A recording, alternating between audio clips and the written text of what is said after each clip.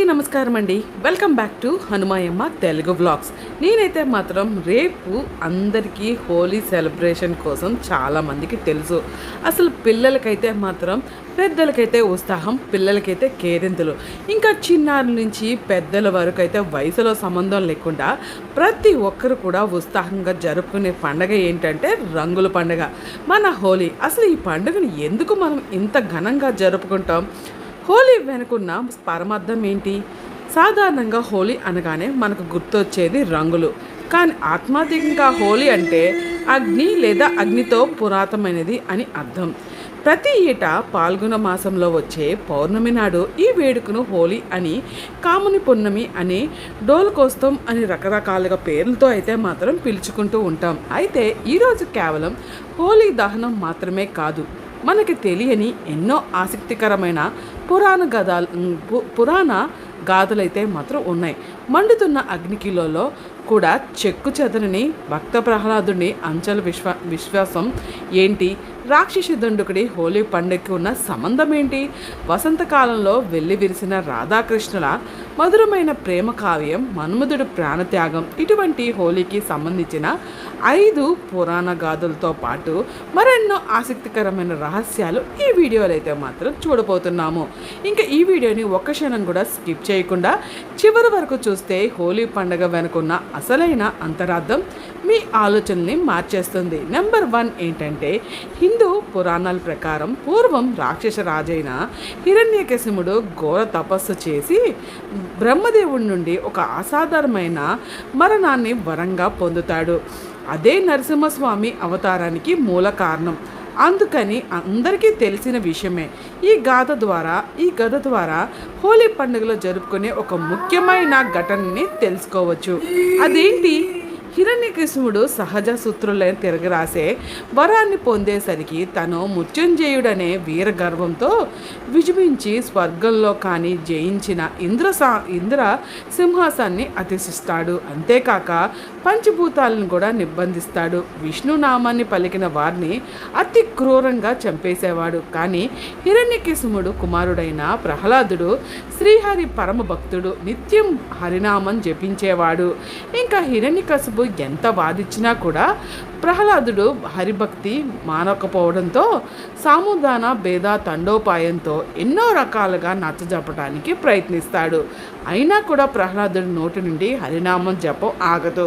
ఇంకా కోదుడైన హిరణ్యకశిపుడు ప్రహ్లాదుని చంపేయమని సైనికులకి ఆదేశిస్తాడు.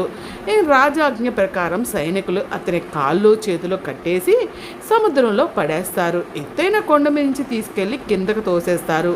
లక్షల బాణాలు ప్రహ్లాదుడి వైపుకి సంధిస్తారు.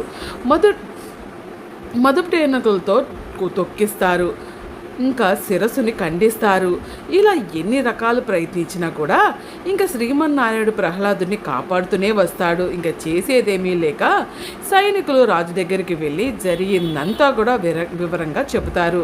ఇది అసాధ్యమని తానే స్వయంగా తన కొడుకుని మట్టు పెడతానని హిరణ్యకశిపుడు కోపంతో ప్రహ్లాదుని తీసుకెళ్ళి పాముల గదిలో బంధిస్తాడు. అప్పుడు స్వయంగా ఆ ఆదిశేషుడే దిగివచ్చి ప్రహ్లాదుని సంరక్షిస్తాడు. ఇంకా శ్రీ మహావిష్ణు తన భక్తులను ఎల్లప్పుడూ కాపాడుతూ ఉంటాడు అనడానికి ఇదొక నిదర్శనం. ఇన్ని ప్రయత్నాలు విఫలమయ్యాక పట్టలేనంత కోపంతో హిరణ్యకశిపుడు తన చెల్లెలైన హోలికను పిలిచి ఎలాగైనా ప్రహ్లాదుని హతమార్చమని కోరుతాడు. హాలిక అగ్నిలో కూడా కాకుండా ఉండే ఒక దివ్య వస్త్రాన్ని బ్రహ్మ నుండి వరంగా పొందింది.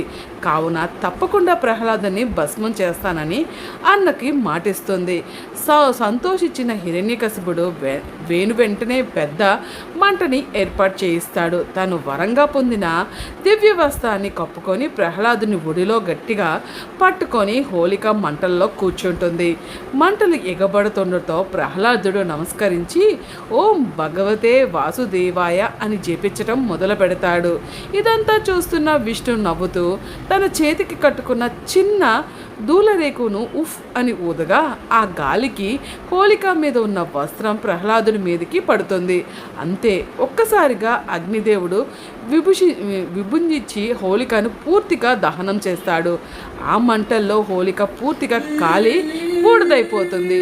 హోళిక రూపంలో అధర్మం కాలిపై ధర్మం విరిచిన ఆ రోజే హోళికా బొమ్మను దహనం చేస్తూ హోలీ పండుగ జరుపుకుంటాం. నెంబర్ 2 ఇంకపోతే పాల్గొన పౌర్ణమి నాడు హోలీ కామిని పురాణమి పేరిట కూడా సంబరాలు జరుపుకుంటాం. అందుకు గల కారణం సతీదేవి వియోగంతో వైరాగ్గా మారిన పరమేశ్వరుని హిమంతుడిని కుమార్తెగా జన్మించిన పార్వతీదేవి వివాహం జరిపించాలని బ్రహ్మదేవులు నిర్ణయించుకుంటారు. అందుకోసం బ్రహ్మ కామదేవుని పిలిచి ఎలాగైనా సరే పార్వతీదేవిని పరమేశ్వరుని దృష్టి నిండించేలాగా చేయమని ఆదేశిస్తాడు. కామదేవుడు తన భార్య రతీదేవితో కలిసి హిమాలయాల్లో ఉన్న శివుడిపైకి పూలబాణం సంధిస్తాడు. సంభోభాగం కావడంతో అహితుడైన శివుడు మూడో కన్నును తెరిచి కామదేవుడిని భస్మం చేస్తాడు. ప్రతి వినియోగంలో కామదేవుడు భార్య రతీదేవి తన భర్తని బతికించుకుందామని శివుణ్ణి వేడుకుంటుంది. శివుడు అనుగ్రహించి శరీరం లేకుండా మానసికంగా బతికే వరాన్ని కామదేవుడికి ప్రసాదిస్తాడు. హోలీ రోజే కామదేవుడు తిరిగి బతికిన రోజు కావడంతో ఈ రోజు కాముని పురాణం కూడా పిలుస్తారంట.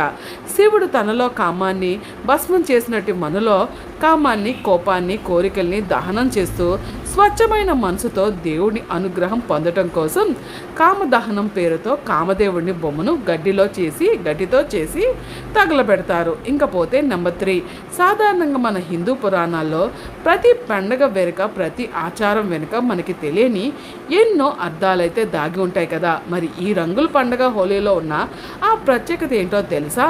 కేవలం పెద్దలే కాదు, చిన్నారులు సైతం కేరింతలు కొడుతూ ఎంతో ఉత్సాహంగా ఈ వేడుకలతో మునిగిపోతూ ఉంటారు. అసలు పిల్లలు ఇంతలా ఈ పండుగని ఎంజాయ్ చేయడం వెనుక ఒక బలమైన కారణమే ఉంది. అదేంటి? పూర్వం కృతాయుగంలో తుండి అనే ఒక భయంకరమైన రాక్షసుడి ఉండేది. ఆమె శివుని గురించి ఘోర తపస్సు చేసి దేవతల వల్ల కానీ, ఆయుధాల వల్ల కానీ, ఎండ వలన కానీ తనకు మరణం సంభవించకుండా వరాన్ని పొందుతుంది.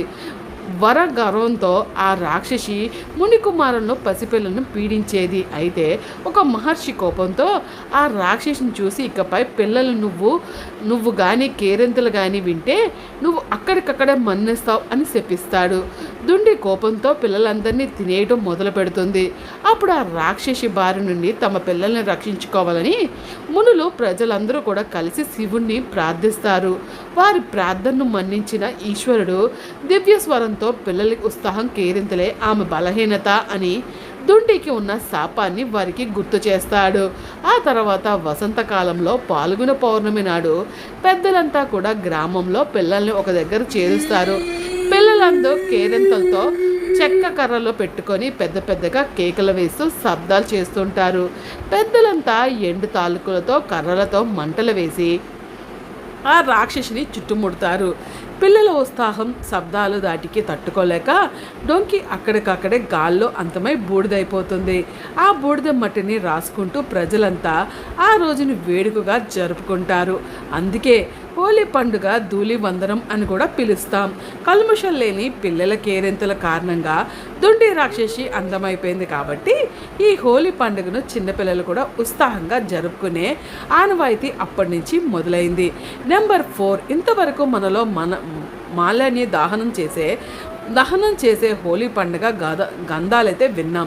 మరి ఈ పండుగ రంగుల పండుగ హోలీగా ఎలా మారిందో ఇప్పుడు తెలుసుకుందాం. దీని వెనక ద్వాపర యుగం నాటి ఒక ముచ్చటైన ముద్దుల కృష్ణుడి కథ అయితే ఉందండి. బృందావనంలో బాలకృష్ణుడు అల్లరి గురించి మన అందరికీ తెలిసిందే. అయితే ఆ నల్లనయ్య మనసులో ఒక చిన్న వెలితి తన నీల మేఘాల శ్యామ వర్ణం గురించి యశోదమ్మ దగ్గర పదే పదే మారం చేసేవాడు. అమ్మ, నేనెందుకు ఇంత నల్లగా ఉన్నాను? రాధ మాత్రం మేఘడ్లా అంత తెల్లగా ఉందెందుకు అని అమాయకంగా అడిగేవాడు. ఆ ముద్దుల కృష్ణుడు బొంగుమూతి చూసిన యశోదమ్మ నవ్వుతూ ఒక చక్కని ఉపాయం చెప్తుంది. కన్నయ్య, నీకు నచ్చిన రంగును తీసుకొని రాధా ముఖానికి రాయి, అప్పుడు మీ ఇద్దరు రంగులు ఒకేలా కనిపిస్తాయి కదా అని సరదాగా సలహా ఇచ్చింది. తల్లి మాట వినదే తడువు కృష్ణుడు రంగులతో బర్మాస్కి చేరుకుంటాడు. ఇంకా రాధాకృష్ణుల మధ్య జరిగిన ఆ ప్రేమ పూర్వకమైన రంగుల ఆట క్రమంగా వేపులాడుతూ వ్యాపించి అది నేడు మనం జరుపుకునే రంగుల పండుగ హోలీగా మారింది. అయితే ప్రతి ఏటా కృష్ణుడు రంగులు పూస్తుంటే రాధ ఊరుకుంటుందా?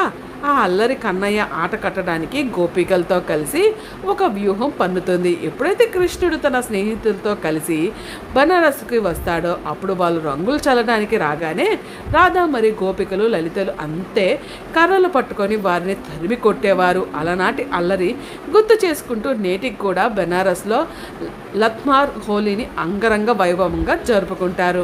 ఇంకా పురుషులు డాలుతో రక్షణ పొందుతుంటే మహిళలు కర్రలతో కొడుతూ సాగే ఈ క్రీడ భక్తికి మరీ చిలిపి ప్రేమ నిదర్శనం. ఇది మనకి హోలీ రంగులతో సెలబ్రేట్ చేయడానికి మెయిన్ రీజన్. ఇంకా ఇదే యుగంలో జరిగిన మరొక సంఘటన ఏంటంటే కురుక్షేత్ర యుద్ధానికి పూర్వం పంచపాండవులు తమ సామర్థ్యంతో కాండవ ప్రసాదానికి అభివృద్ధి చేసి ఇంద్రప్రసాదంగా నిర్మిస్తారు. లోకాన్ని అమ్ముపడేంత గొప్పగా ఆ రాజ్యాన్ని పెద్దవాడైన యుధిష్ఠుడు ధర్మబద్ధంగా పాలించేవాడు. ధర్మరాజు ప్రజల క్షేమం కోసం పాల్గొన మాసంలో నిర్వహించిన అత్యంత వైభవమైన కుత్రువ రాజసూయ యోగం.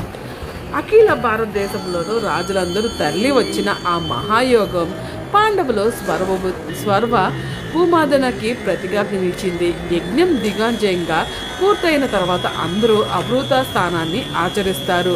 ఇంకా పితవ పాండవులు శ్రీకృష్ణుడు మరియు యుగానికి వచ్చిన అతిథులందరూ అత్యంత ఆనందోత్సవాలతో ఒకరిపై ఒకరు రంగులు సుగంధభరితమైన నీళ్లు చల్లుకుంటూ వేడుక చేసుకుంటారు. ఆనాడు యజ్ఞం వల్ల కలిగే పవిత్ర రంగుల ఆటలో సంతోషంగా మిలికిచ్చిన ఈ ఘట్టం అన్ని రాజ్యాల్లోని ప్రజలు ఐక్యం చేస్తుంది. అందుకే ఈ హోలీ రోజున రంగులు చల్లుకోవటం ఎంతో ముఖ్యం. అవకృత స్థానాన్ని ఆచరించడం అంత ముఖ్యం. ఈ స్నానం ద్వారా మనసులో మాల్యాన్ని అపవిత్రమైన ఆలోచన శుద్ధి చేస్తూ సరికొత్త రంగులమయమైన జీవితాన్ని ఆహ్వానించడమే ఈ హోలీ పండుగ యొక్క అసలైన ఉద్దేశం. హోలీ పండుగ రోజు వెనక పురాణాలు గాథాలే కాదండోయ్, అద్భుతమైన సైన్స్ కూడా దాగి ఉంది. అవేంటో తెలిస్తే మీరు ఖచ్చితంగా ఆశ్చర్యపోతారు. హోలీ దహనం కేవలం సాంప్రదాయ మతమే కాదు, అదొక ఫాల్గున్ క్రీమి సహకరించే పోవచ్చు. ఇప్పుడు వచ్చేది వసంతకాలం. ఈ వసంతకాలంలో వాతావరణం చలి నుండి వేడికి మారుతుంది. ఈ మార్పుల కారణంగా పెరిగే బ్యాక్టీరియాను హోలీగా దహనం వల్ల ఎగిసే మంటల ద్వారా వచ్చే వేడి సమర్థంగా నశించజేస్తుంది. జనరల్గా ఏదైనా బ్యాక్టీరియాను కూడా వేడి ద్వారా ఎక్కువగా సహకరించగలవు. అందుకే మనం పండుగలైన భోగి మంటల ద్వారా హోలీలో దహనం కామదేవుడి ద్వారా చెలరేగిన మంటల కారణంగా ఉష్ణోగ్రత సమతులను ఏర్పాటి ఆ వేడి గాలి మన చుట్టూ ఉన్న పరిసరాలను శుద్ధి చేస్తుంది. అంతేకాదండోయ్, బాగా చలి నుంచి ఒకేసారి ఎండాకాలం మొదలైనప్పుడు అసాధారణంగా జలుబులు రావటం, వైరల్ ఫీవర్ లాంటి వ్యాధులు ఎక్కువగా వస్తుంటాయి. అందువల్ల మన పూర్వీకులు పసుపు, వేప, కుంకుమ, యోధిక పువ్వులతో ఔషధాలు పనిచేసే సహజ రంగులు తయారు చేసేవారు. వాటినే మనం న్యాచురల్ కలర్స్ అంటాము. ఆ న్యాచురల్ కలర్ని పూసుకోవడం వల్ల లేదా రంగులు కలిపి నీటిని చల్లుకోవడం వల్ల అకారణంగా వచ్చే వ్యాధులు ఈజీగా అరికట్టవచ్చు. అంతేకాదండోయ్, మన చర్మ రంధ్రాల ద్వారా ఈ పసుపు పౌడర్లో కలిపి వెళ్ళి చర్మ వ్యాధుల్ని నిర్వహించే కాకుండా బాడీకి న్యాచురల్ గ్లోగా ఇస్తాయి. హోలీ సందర్భంగా జరుపుకోవడం వల్ల ఈ కలర్ఫుల్ రంగులు మన మెదడుపై అద్భుతమైన ప్రభావం చూపిస్తుంటాయి. ఎరుపు, పసుపు, నీలం ఇలాంటి వైబ్రేట్ రంగులు చూడటం వల్ల మనలో ఎంతో కూడా ఎగ్జైట్మెంట్ విడుదలవుతుంటాయి. ఇది ఒత్తిడిని తగ్గించి మనల్ని మానసిక ఉల్లాసాన్ని గుర్తు చేస్తుంది. అలాగే చలికాలానికి వీరోలు పలికే, వేసవికి ఆహ్వానం పలికే ఈ సంధి కాలంలో మన శరీరం కొంత సోమరితనానికి లోనవుతుంది. హోలీ రోజున మనం చేసే అల్లరి కేరింతలు శరీరంలోని మత్తును వదిలించి బాడీని రీఎనర్జెటిక్ చేస్తాయి. ఇది ఒక రకమైన బయలాజికల్ రీసెట్ గానే చెప్పొచ్చు. హోలీ అంటే కేవలం వేడుక మాత్రం కాదు. భక్త ప్రహ్లాదుడి విశ్వం ముందు హోలీ గర్వంగా మండిపోయినట్లు మీ జీవితంలో చెడు దహనమై ధర్మం వర్ధిల్లాలి. లోక కళ్యాణం కోసం తన రూపాన్ని త్యాగం చేసిన కామదేవుని స్ఫూర్తితో మీలో నిస్వార్థమైన ప్రేమ నిండాలి.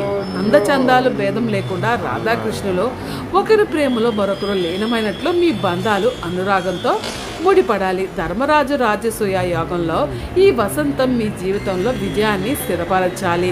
పిల్లల కేరింతలే పారిపోయిన అందమైన దుండి రాక్షసి కథల వల్ల మీ భయాన్ని తొలగిపై పసిపాపల స్వచ్ఛమైన ఆనందం మీ సొంతం కావాలి.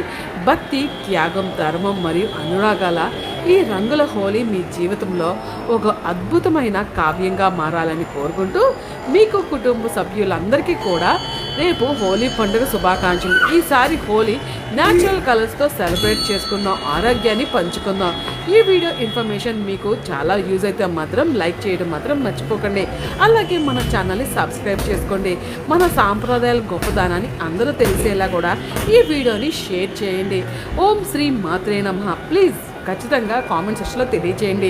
అలాగే వీడియోలో మీకు చిన్న పాప సౌండ్స్ వినిపిస్తే దయచేసి ఏమీ కామెంట్స్ పెట్టకండి. ఎందుకంటే పిల్లలంటే కాల్ చేస్తుంటారు కదా, పిల్లల్ని మనం ఆపలేం కదా. ఈ వీడియోకి కావాలని చెప్పేసి మా పాప సౌండ్ పిల్లల సౌండ్ ఉండేటట్లుగా నేను పెట్టాను అంతే తప్ప దయచేసి నెగిటివ్ కామెంట్స్ పెట్టకండి. అలాగే ఇంకో వీడియో అయితే మేము ముందుకు వచ్చేస్తాను. Thank you for watching.